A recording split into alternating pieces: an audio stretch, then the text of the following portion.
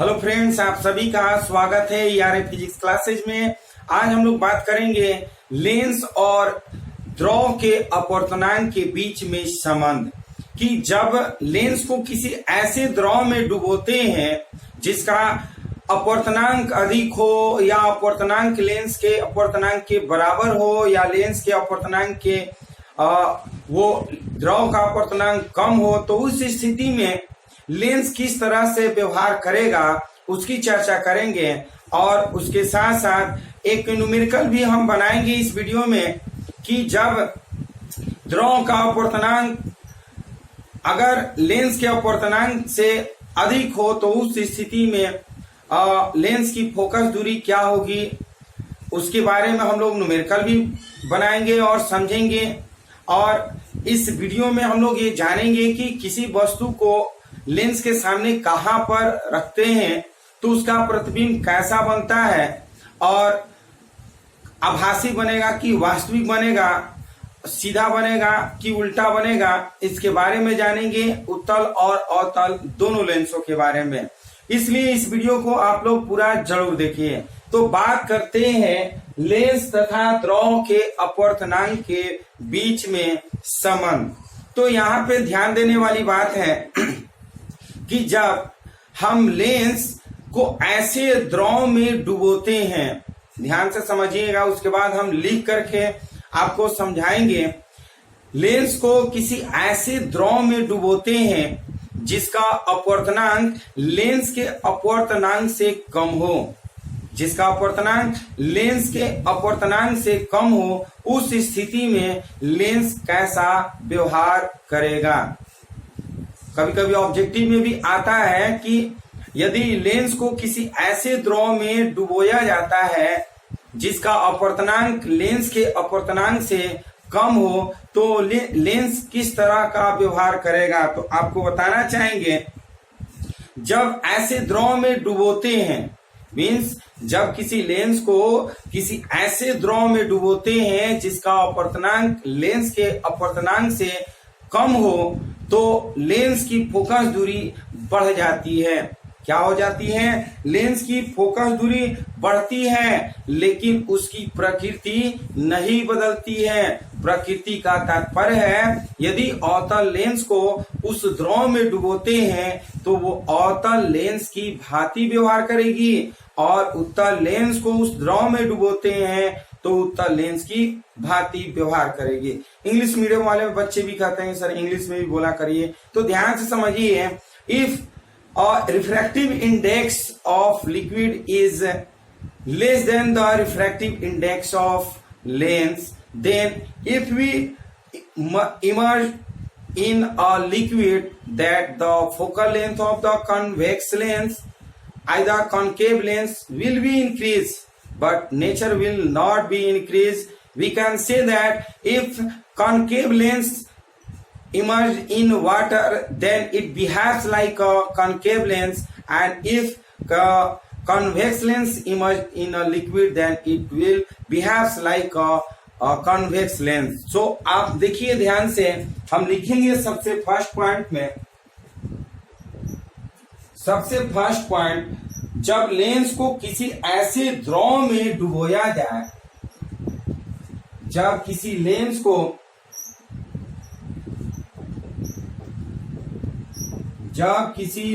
को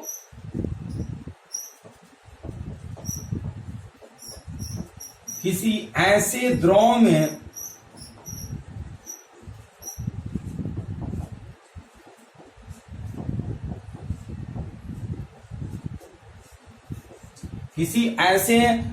में डुबोया जाए जिसका वायु के सापेक्ष अपवर्तनांक डुबोया जाए, जिसके वायु के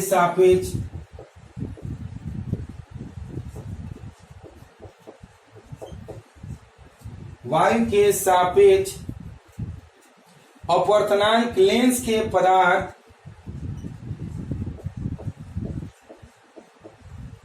अपवर्तनांक लेंस के पदार्थ के अपवर्तनांक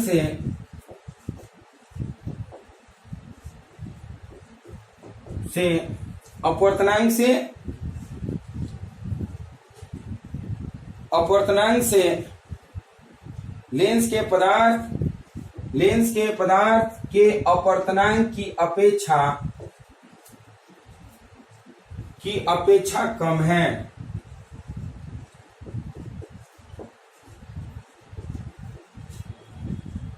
ध्यान से समझिएगा, जब किसी लेंस को किसी ऐसे द्रव में डुबोया जाए जिसके वायु के सापेक्ष अपवर्तनांक लेंस के पदार्थ के अपवर्तनांक की अपेक्षा क्या है, कम है, अर्थात हम कहेंगे कि जो लेंस का अपवर्तनांक है द्रव के अपवर्तनांक के से क्या है, अधिक, यानी कि द्रव का अपवर्तनांक जो है वो अधिक है लेंस के अपवर्तनांक से।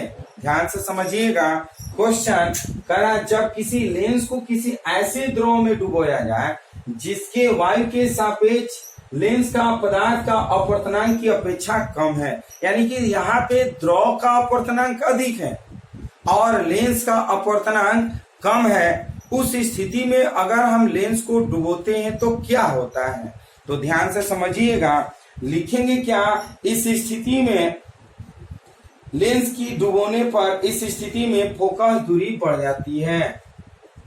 इस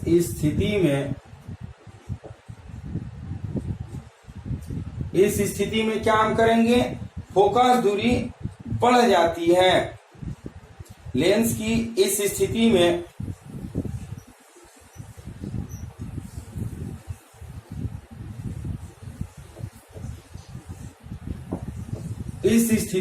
फोकस दूरी,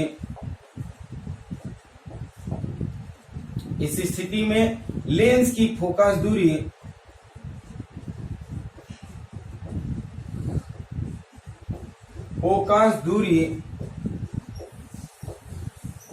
बढ़ जाती है। लेंस की फोकस दूरी क्या होती है, बढ़ जाती है, परंतु प्रकृति नहीं बदलती है, अर्थात उत्तल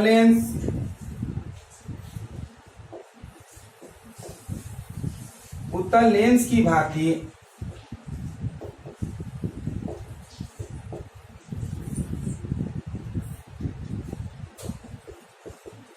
और अवतल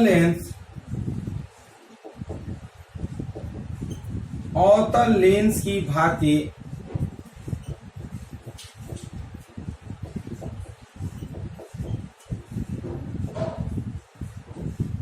व्यवहार करती है। ध्यान से समझिएगा, जब हम किसी भी लेंस को अगर लिक्विड में डुबोते हैं, जब किसी भी लेंस को हम लिक्विड में डुबोते हैं जिसका अपवर्तनांक लेंस के अपवर्तनांक से अधिक हो, अर्थात लेंस का अपवर्तनांक लिक्विड के अपवर्तनांक से कम हो, तो उस स्थिति में लेंस को डुबोने पर लेंस की फोकस दूरी बढ़ जाती है, लेकिन उसकी प्रकृति में कोई परिवर्तन नहीं होता है। तो हम कहेंगे कि अगर हम उत्तल लेंस को डुबोते हैं तो वो उत्तल लेंस की भांति व्यवहार करेगी, और यदि अवतल लेंस को डुबोते हैं तो अवतल लेंस की भांति व्यवहार करेगी। चलिए हम लोग सेकेंड केस की बात करते हैं। जब लेंस को किसी ऐसे द्रव में डुबोया जाए, जब लेंस को किसी ऐसे द्रव में डुबोया जाए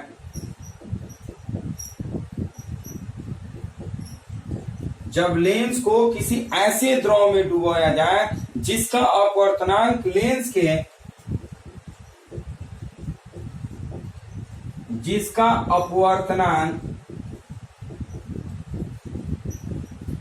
अपवर्तनांक लेंस के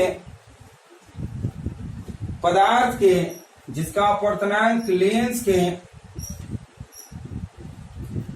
पदार्थ के अपवर्तनांक के बराबर हो, अपवर्तनांक के बराबर हो।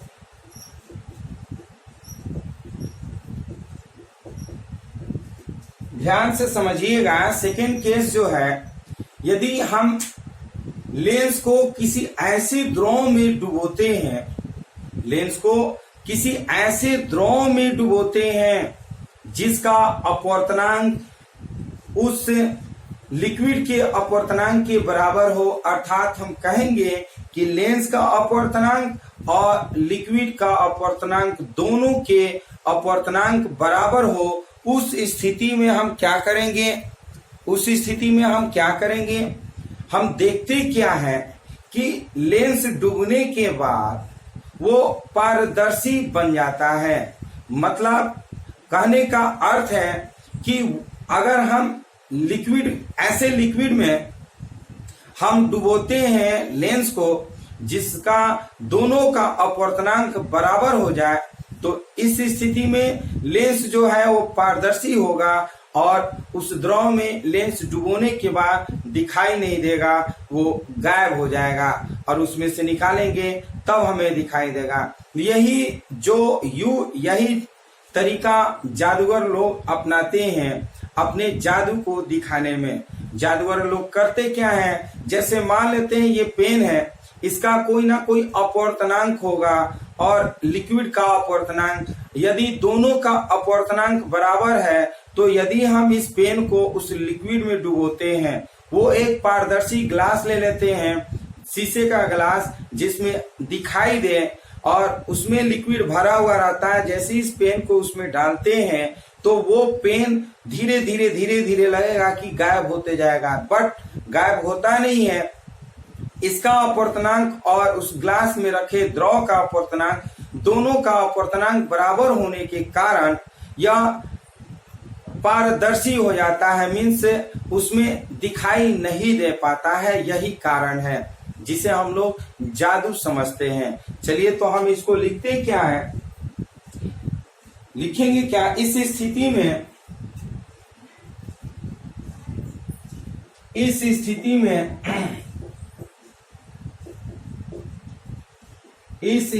में लेंस की फोकस दूरी अनंत हो जाएगी। लेंस की फोकस दूरी अनंत हो जाएगी। इस स्थिति में लेंस की फोकस दूरी अनंत हो जाएगी, अर्थात लेंस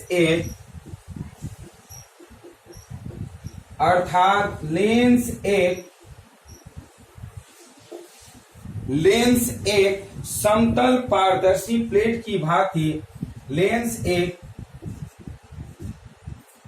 समतल पारदर्शी प्लेट की भांति, समतल पारदर्शी प्लेट की भांति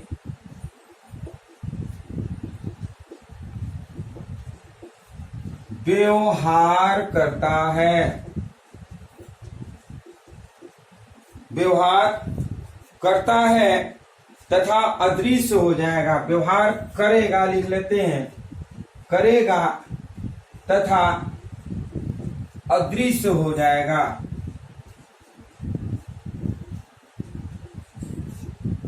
अदृश्य हो जाएगा, इसका मतलब क्या हुआ? अदृश्य हो जाएगा का मतलब हुआ कि वो गायब हो जाएगा।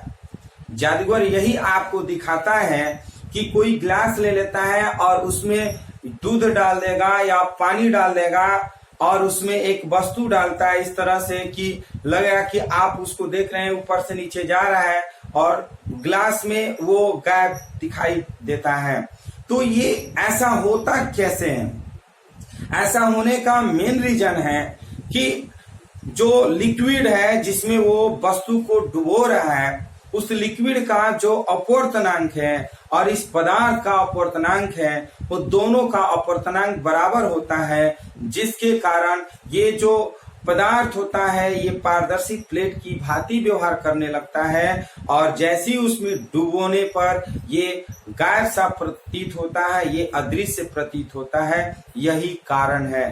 तो चलिए ये सेकेंड पॉइंट आप समझ लीजिए, तो इंग्लिश मीडियम वाले भी समझ लीजिए। If the refractive index of the lens is equal to the refractive index of the liquid, then the behaviour of lens is like a unvisual, means यदि दोनों का रिफ्रैक्टिव इंडेक्स इक्वल हो, it means refractive index of glass and refractive index of the liquid, refractive index of the lens and the refractive index of the liquid both are equal, then when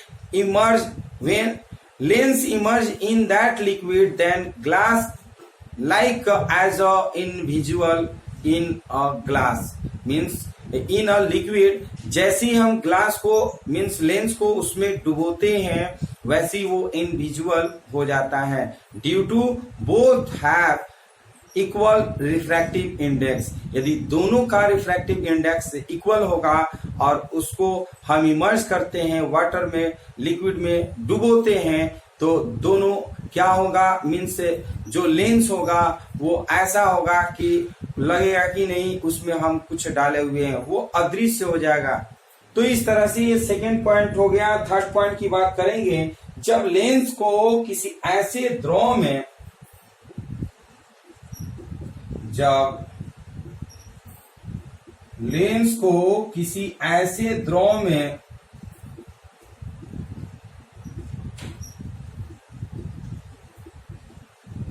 डुबोया जाए,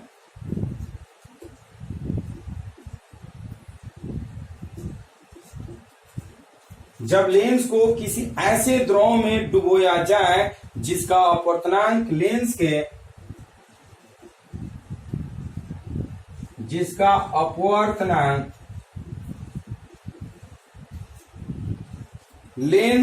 अपवर्तनांक से अधिक हो, lens के पदार्थ के अपवर्तनांक, जिसका अपवर्तनांक लेंस के पदार्थ का अपवर्तनांक, लेंस के पदार्थ का अपवर्तनांक पदार्थ के अपवर्तनांक से अधिक हो, पदार्थ के अपवर्तनांक से अधिक हो। ध्यान से समझिएगा। अब सवाल ये है कि यदि हम किसी ऐसे द्रव में लेंस को डुबोते हैं जिसका अपवर्तनांक इस लेंस के अपवर्तनांक से क्या हो, कम हो, अर्थात हम कहेंगे कि लेंस का अपवर्तनांक अधिक हो और उस द्रव का अपवर्तनांक कम हो, उस स्थिति में यदि हम इस लेंस को डुबोते हैं तो क्या होगी, कंडीशन क्या होगा। तो ध्यान से समझिएगा। कंडीशन यह है, स्थिति ऐसी हो जाएगी कि तो फोकस दूरी तो बढ़ेगी लेकिन इसकी प्रकृति बदल जाएगी। इसमें क्या था, ध्यान से समझिए। ये फर्स्ट और थर्ड में दोनों में क्या अंतर है। फर्स्ट में हमने बताया कि यदि लिक्विड का अपवर्तनांक ज्यादा हो इससे लेंस के अपवर्तनांक से, लिक्विड का अपवर्तनांक ज्यादा हो इस लेंस के अपवर्तनांक से, और जब इस लेंस को उस लिक्विड में डुबोते हैं तो इसकी फोकस दूरी तो बढ़ जाएगी, जो लेंस की फोकस दूरी है वो बढ़ जाएगी लेकिन इसकी प्रकृति में कोई परिवर्तन नहीं हुआ। अर्थात यदि अवतल लेंस को डुबोए हैं तो अवतल लेंस की भांति व्यवहार करेगी और उत्तल लेंस को डुबोते हैं तो उत्तल लेंस की भांति व्यवहार करेगी। ये पहला केस में, इसका ठीक उल्टा थर्ड है। अब यहाँ कंडीशन यह है कि जब लेंस का अपवर्तनांक बड़ा हो लिक्विड के अपवर्तनांक से और जब उस लेंस को उसी लिक्विड में डुबोते हैं तब क्या होगा? तो इस स्थिति में फोकस दूरी भी बढ़ जाएगी, लेकिन प्रकृति भी बदलेगी। यानी कि फोकस दूरी के साथ साथ क्या होगा? प्रकृति भी बदलेगी। प्रकृति बदलने का तात्पर्य है कि यदि अवतल लेंस को डुबोते हैं तो अवतल लेंस की भांति व्यवहार करेगी, और उत्तल लेंस को डुबोते हैं तो उत्तल लेंस की भांति व्यवहार करेगी। तो चलिए हम इसको लिखेंगे बोर्ड पर, इसको आप लोग स्क्रीनशॉट ले लीजिए।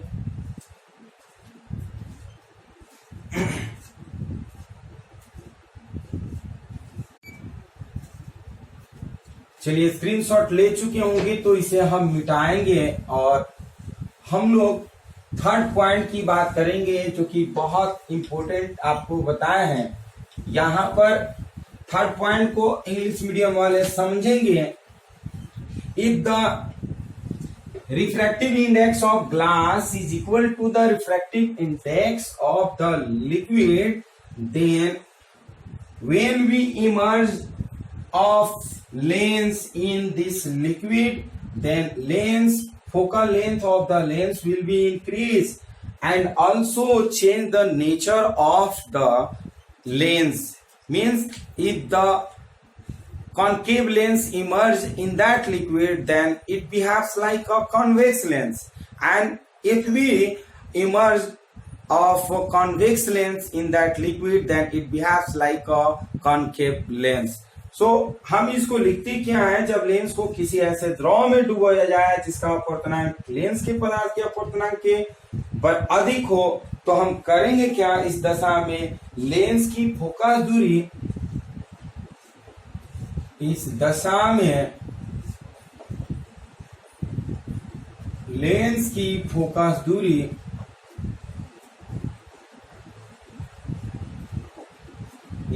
फोकस दूरी बढ़ने के साथ साथ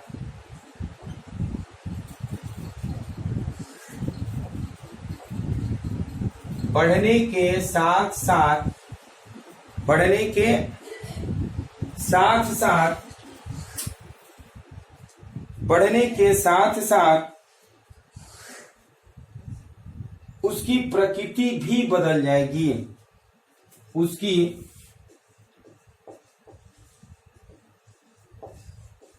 प्रकृति भी बदल जाएगी। तो इस तरह से याद रखिएगा। और हम जानते हैं कि उत्तल लेंस की जो फोकस दूरी होती है वो धनात्मक होती है, और अवतल लेंस की फोकस दूरी क्या होती है? ऋणात्मक होती है। याद रखिएगा, उत्तल लेंस की फोकस दूरी क्या होती है? धनात्मक होती है, और अवतल लेंस की फोकस दूरी ऋणात्मक होती है। ये पहले भी हम बता चुके हैं, अभी भी बता रहे हैं। इसे याद रखिएगा, क्योंकि न्यूमेरिकल जब भी बनाते हैं तो ये जरूरी होता है याद रखना, नहीं तो माइनस प्लस में दिक्कत होगा तो आपका न्यूमेरिकल नहीं बन पाएगा। एक स्पेशल नोट याद रखिएगा, पतले लेंस की फोकस दूरी अधिक तथा मोटे लेंस की फोकस दूरी कम होती है। पतले लेंस की फोकस दूरी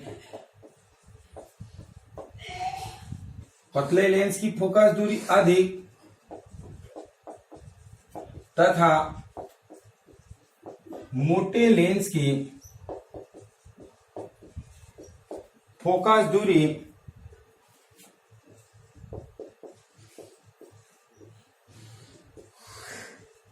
कम होती है। याद रखिएगा, पतले लेंस की फोकस दूरी क्या होती है?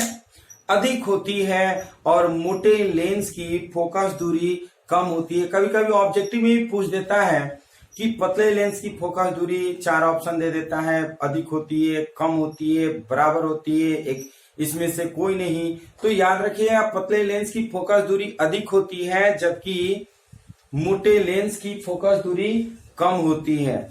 चलिए एक हम न्यूमेरिकल बताएंगे जो कि बहुत इंपॉर्टेंट होगा। ये हमेशा ऑब्जेक्टिव के भी रूप में पूछता है, और न्यूमेरिकल तो पूछ ही देता है। आप भी इस न्यूमेरिकल को बनाइएगा, और उसके बाद हम लोग उत्तल लेंस द्वारा निर्मित प्रतिबिंब और अवतल लेंस द्वारा निर्मित प्रतिबिंब के बारे में चर्चा करेंगे। तो चलिए न्यूमेरिकल हम बता रहे हैं, वायु के सापेक्ष कांच का अपवर्तनांक,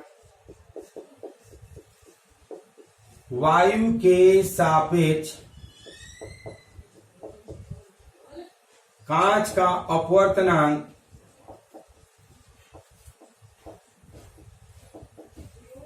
वायु के सापेक्ष कांच का अपवर्तनांक 3/2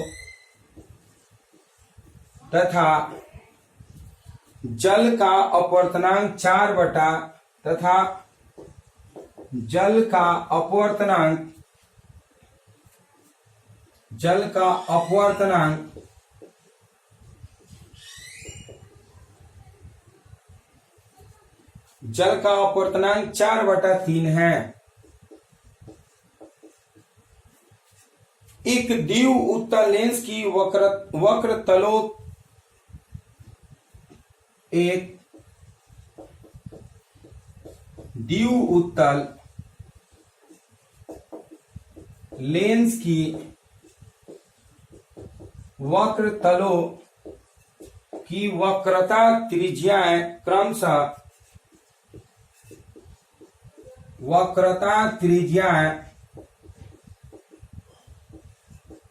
क्रमशः 20 सेमी तथा 30 सेमी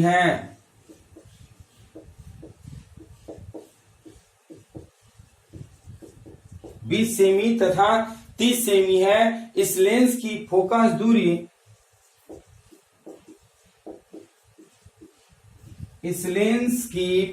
दूरी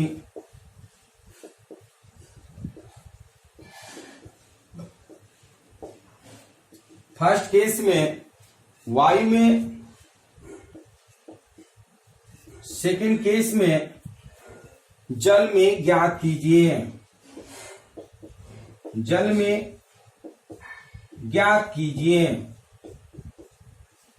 ध्यान से समझिएगा, ये न्यूमेरिकल बहुत आसान है। कह रहा है क्या, वायु के सापेक्ष कांच का अपवर्तनांक 3/2 तथा जल का अपवर्तनांक 4/3 है। एक द्वि उत्तल लेंस की वक्र तलों की वक्रता त्रिज्याएं क्रमशः 20 सेमी तथा 30 सेमी है। इस लेंस की फोकस दूरी वायु में क्या होगी और जल में क्या होगी। मान लेते हैं ये लेंस है, तो लेंस की इसकी वक्रता त्रिज्याएं है, इसके जो वायु के सापेक्ष इसका अपवर्तनांक है, तो इसकी फोकस दूरी क्या होगी वायु में, और इसी लेंस को जब हम जल में डुबोते हैं तो इसकी फोकस दूरी क्या होगी, उसी का न्यूमेरिकल है। हम लोग इसको सॉल्व करेंगे। तो चलिए जो वैल्यू दिया है उसको हम लोग नोट करते हैं।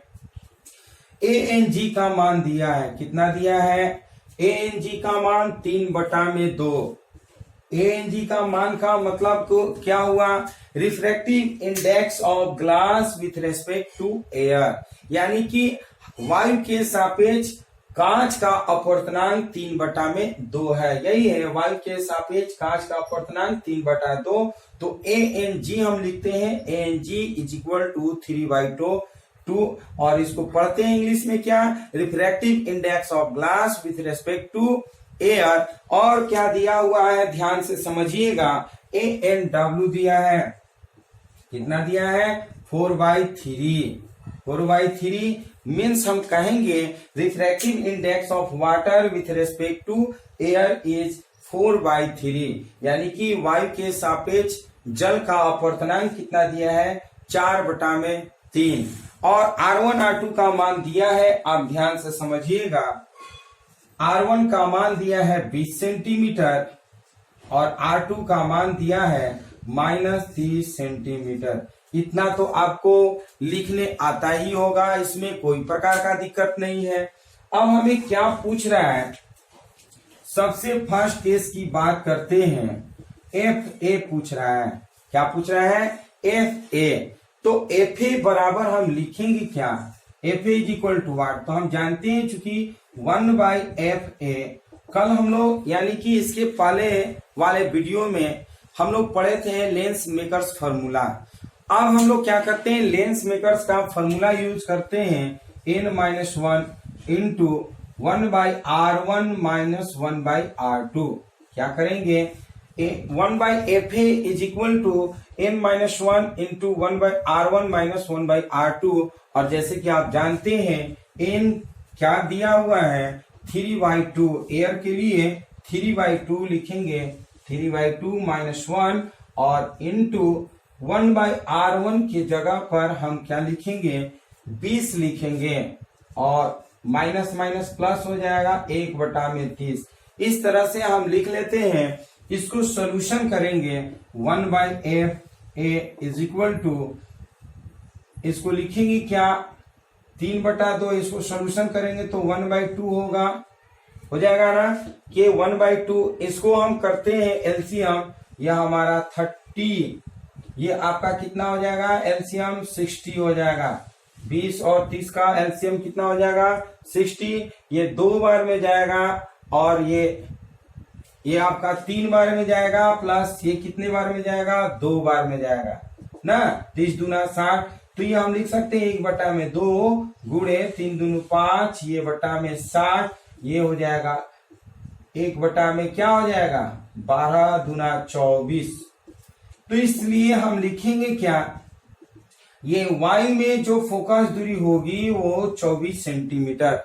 y में फोकस दूरी कितना होगा, 24 सेंटीमीटर। और हमें अब निकालना है कि यदि यही लेंस को अगर हम द्रव में डुबोते हैं, जल में डुबोते हैं, तो उसकी फोकस दूरी कितना हो गया वो हम निकालेंगे। तो चलिए आप इसको स्क्रीनशॉट ले लीजिए, उसके बाद हम इसकी जल में भी निकालेंगे और आप भी जल में निकालिए, बताइए कि आपका आंसर कितना आया।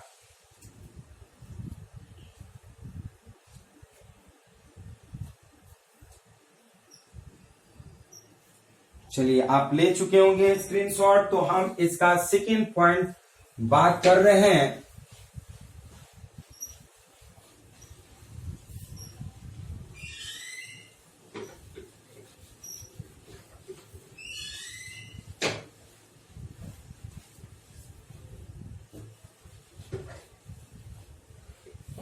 ध्यान से समझिएगा, जिस तरह से हम लोग फर्स्ट निकाले हैं उसी तरह से सेकंड भी निकालेंगे। आप लोग भी बनाइए, कमेंट में कमेंट करिए, लिखेंगे क्या सेकंड पॉइंट में, 1/f(w) और into is equal to n-1 into 1/r1 minus 1/r2। और ये लिखेंगे 1/f(w) और n-4/3 है, -1 करते हैं और इसको लिखते क्या है, 1/20 प्लस 1/30 करते हैं। फिर 1/f(w) इज इक्वल टू, इसको लिखेंगे कितना, 1/3 हो जाएगा। इसको सॉल्यूशन करेंगे तो ये आपका हो जाएगा 60 और पुनः हम लिखेंगे 3 + 2। तो इस तरह से हम लिखेंगे क्या, 1/3 और इंटू 5/60,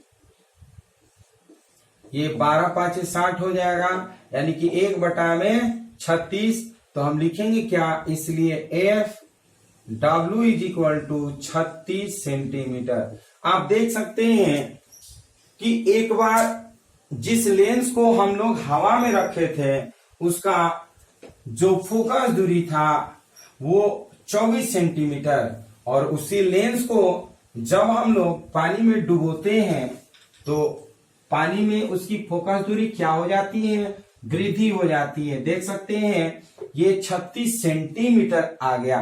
तो इस तरह से ये न्यूमेरिकल हम बनाते हैं, इसे आप स्क्रीनशॉट ले लीजिए। उसके बाद हम लोग उत्तल लेंस द्वारा निर्मित प्रतिबिंब की चर्चा करेंगे, इसको आप स्क्रीनशॉट ले लीजिए।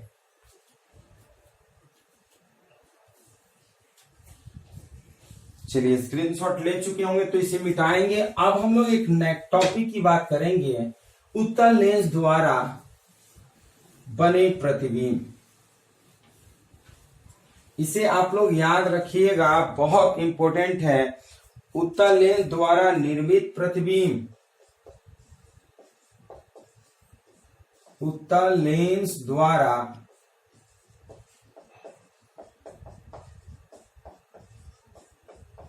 निर्मित प्रतिबिंब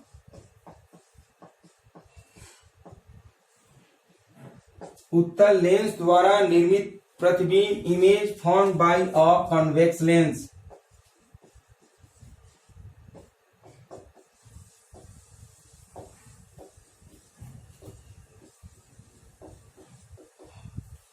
image formed by a convex lens. Image formed by a convex lens. तो ध्यान से समझिएगा, इसमें 6 केस होते हैं। 6 केस के बारे में विद फिगर आपको समझाएंगे। तो पहला केस क्या है, जब वस्तु अनंत पर स्थित हो। सबसे फर्स्ट केस, जब वस्तु अनंत पर स्थित हो। जब वस्तु अनंत पर स्थित हो तो इस स्थिति में लिखेंगे क्या, इसका प्रतिबिंब फोकस पर, इसका प्रतिबिंब फोकस पर, इसका प्रतिबिंब फोकस पर वास्तविक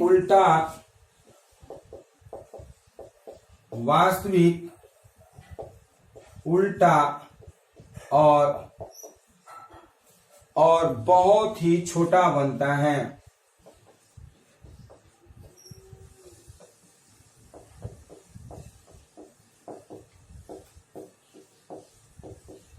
याद रखिएगा, जब वस्तु को अगर अनंत पर रखते हैं तो उसका प्रतिबिंब फोकस पे बनता है, वास्तविक बनता है, उल्टा बनता है और बहुत ही छोटा बनता है। इसको आप फिगर के माध्यम से समझिएगा। ये मान लिया कि ये उत्तल लेंस है और उत्तल लेंस पर ये अनंत से प्रकाश की किरण जाती है तो इस फोकस पे प्रतिबिंब बनती है और बहुत ही छोटा बनता है। तो इस तरह से ये फर्स्ट केस हो गया।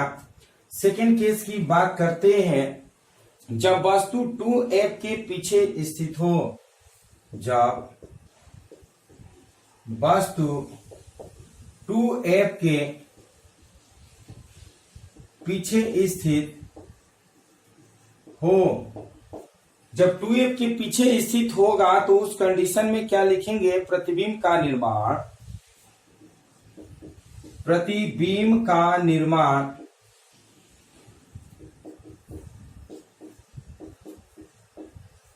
f और प्रतिबिंब का निर्माण f और 2f के बीच,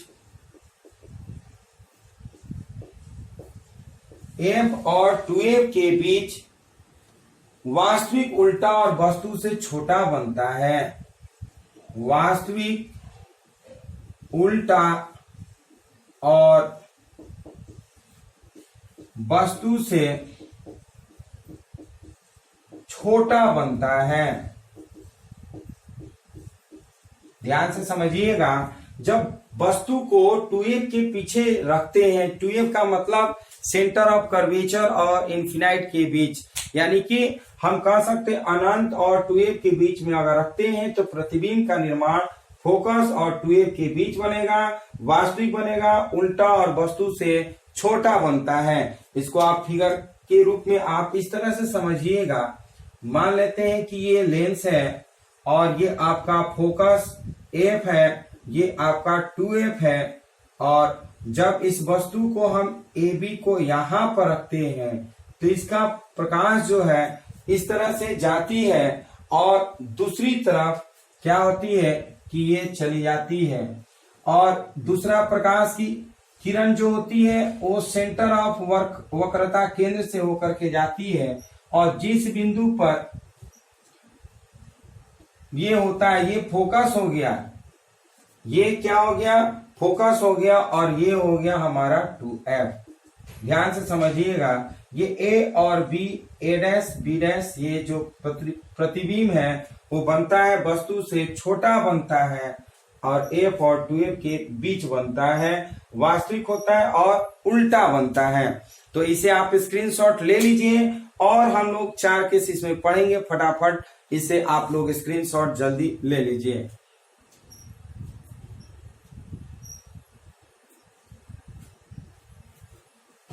चलिए स्क्रीनशॉट ले चुके होंगे, तो अब हम लोग थर्ड केस की बात करते हैं।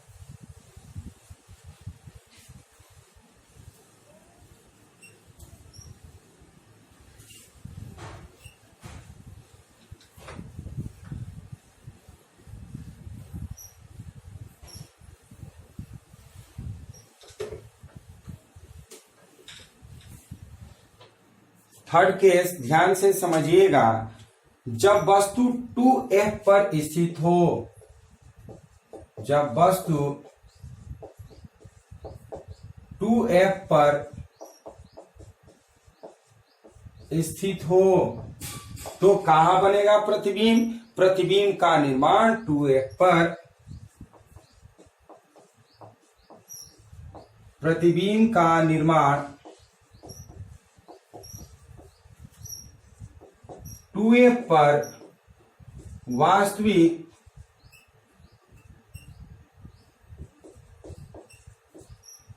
उल्टा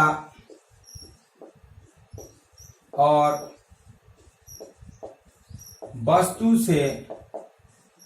वस्तु के बराबर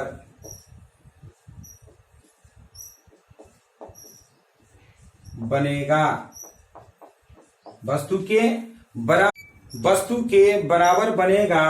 अब इसे हम लोग फिगर के माध्यम से समझेंगे कि अगर ये कोई उत्तल लेंस है और ये फोकस है और ये 2F है और इस 2F पर कोई वस्तु को AB को रखते हैं और इसका प्रकाश जो है इस तरह से जाता है, तो ये यहां से तो फोकस से होकर के चली जाती है और दूसरा जो है ये इस तरह से जाती है और जहां पे कटेगा ये 2F होता है।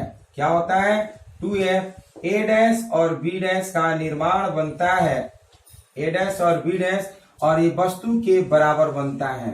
क्या होता है? वस्तु के बराबर बनता है, वास्तविक होता है, उल्टा होता है, ये प्रतिबिंब।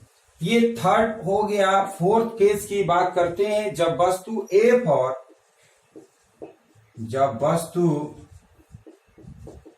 F और फोकस और 2F के बीच स्थित हो, F और 2F के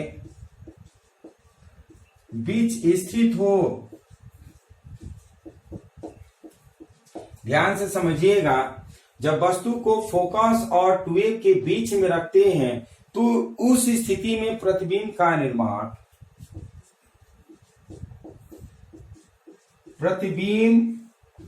निर्माण 2F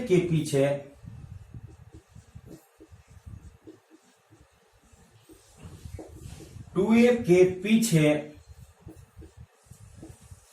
वास्तविक उल्टा और वस्तु से बड़ा बनता है। वास्तविक उल्टा और वस्तु से बड़ा बनता है। वास्तविक उल्टा और वस्तु से बड़ा बनता है। इसको आप फिगर के माध्यम से इस तरह से समझिएगा। ये उत्तल लेंस है, ये फोकस और ये 2F है। जब फोकस और 2F के बीच में रखते हैं किसी भी वस्तु को AB, ध्यान से समझिएगा, इसको और बड़ा हम बता रहे हैं।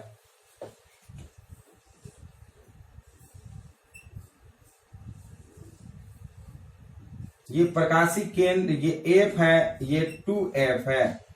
यदि हम वस्तु AB को रखते हैं, AB को F और 2F के बीच में रखते हैं तो इसका प्रतिबिंब, ध्यान से समझिएगा, ये F और ये 2F हुआ और यहां पर इसका प्रतिबिंब बनता है A डैश B डैश।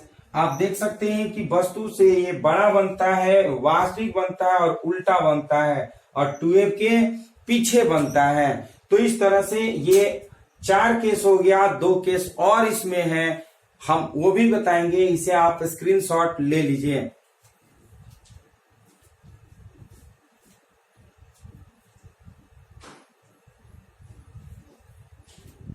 चलिए स्क्रीनशॉट ले चुके होंगे। अब हम लोग फोर्थ और फिफ्थ केस की बात करेंगे। फोर्थ हो गया, फिफ्थ एंड सिक्स्थ केस की बात करेंगे। छठा जो केस है इसमें बहुत इंपॉर्टेंट है, ये हमेशा पूछा जाता है, इसलिए 6 केस जो बताएंगे लास्ट वाले केस वो आप लोग को याद होना चाहिए। चलिए ध्यान से समझिए। फिफ्थ में जब वस्तु को फोकस पर रखा जाए तो जब वस्तु को फोकस पर रखा जाए तो इसका प्रतिबिंब कहां बनेगा? तो प्रतिबिंब का निर्माण अनंत पर, प्रतिबिंब का निर्माण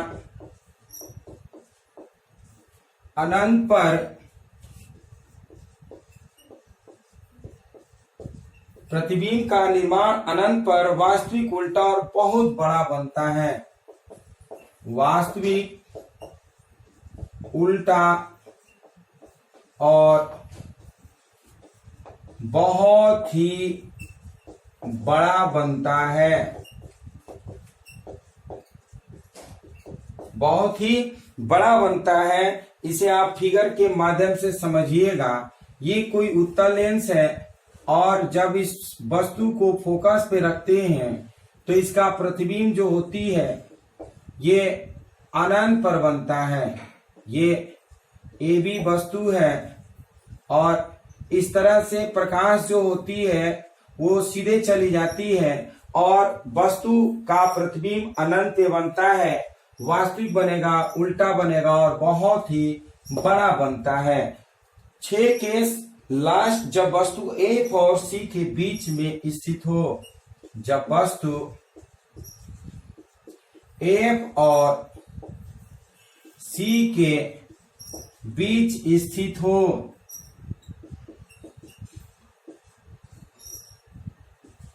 तो उस कंडीशन में हम करते क्या है, बहुत इंपॉर्टेंट है। प्रतिबिंब का निर्माण, प्रतिबिंब का निर्माण, प्रतिबिंब का निर्माण F के पीछे है, F के पीछे उसी तरफ आभासी सीधा और वस्तु से बड़ा बनता है।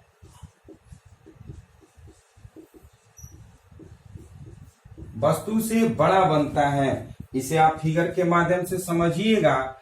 ये जो है उत्तल लेंस और जैसी हम F और ये C के बीच में AB को रखते हैं तो ये यहां से तो चली जाती है F और दूसरा जो है यहां से चली जाती है, लेकिन ये आती हुई प्रतीत होती है कहां से?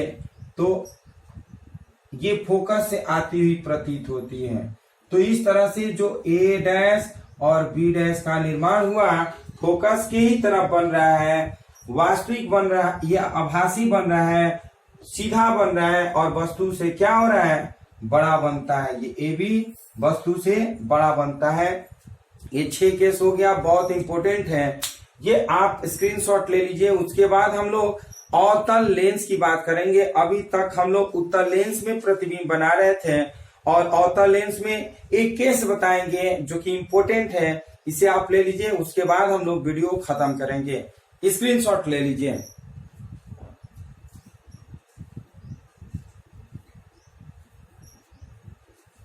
चलिए स्क्रीनशॉट ले चुके होंगे। तो एक केस है अवतल लेंस में, अवतल लेंस का भी आप लोग याद रखिएगा। ये सब बेसिक है, बेसिक जब मजबूत रहेगा तो इस पर जितना भी अगर कोई क्वेश्चन पूछे तो आप आराम से जवाब दे सकते हैं। तो ध्यान से समझिएगा।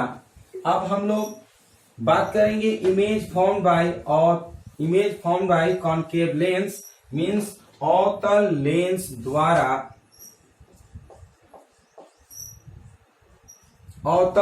द्वारा बना निर्मित प्रतिबिंब, image form by a concave lens. तो इसमें एक ही केस होता है, ध्यान से समझिएगा। अवतल लेंस में हमेशा आभासी सीधा, अवतल लेंस में हमेशा आभासी सीधा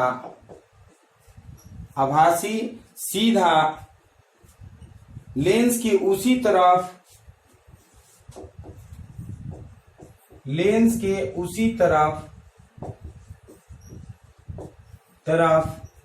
जिधर वस्तु हो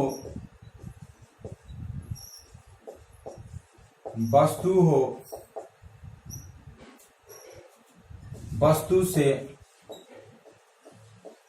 छोटा प्रतिबिंब बनता है।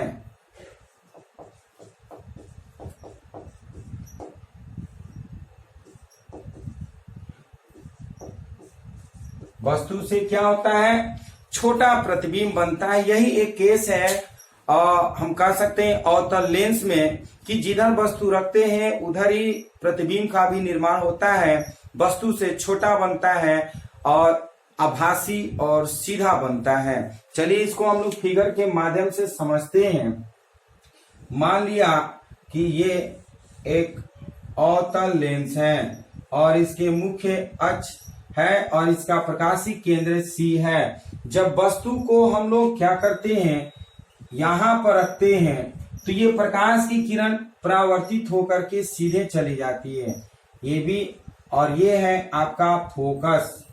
AB से प्रकाश जब जाती है अवतल लेंस पर तो वो अपवर्तित होकर के सीधे चली जाती है। दूसरा प्रकाश की किरण जो होती है वो प्रकाशीय केंद्र से होकर के जाती है, तो ये जिधर से आती हुई प्रतीत होती है। देखिए ये फोकस से जाती हुई प्रतीत होती है और यहाँ पर एक प्रतिबिंब का निर्माण हुआ A' और B'। ये आप देख सकते हैं कि AB वस्तु का जो प्रतिबिंब है, AB से छोटा A' B' बना और इधर ही बना जिधर वस्तु है, और आभासी बना है और सीधा बना है। तो इस तरह से ये फिगर बन गया। इसे आप लोग स्क्रीनशॉट ले लीजिए।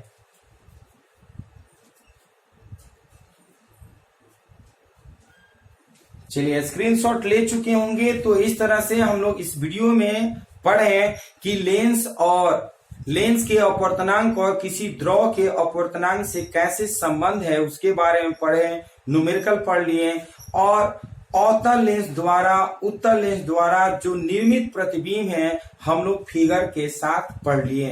तो ये वीडियो आपको कैसा लगा? यदि ये वीडियो आपको पसंद है तो इस वीडियो को लाइक शेयर कमेंट जरूर करिए, और यदि आप इस वीडियो के लिए, इस चैनल के लिए नए व्यूअर हैं तो इस चैनल को जरूर सब्सक्राइब करिए। तो फिर हम लोग मिलते हैं एक नए टॉपिक के साथ नए वीडियो में। तब तक के लिए धन्यवाद।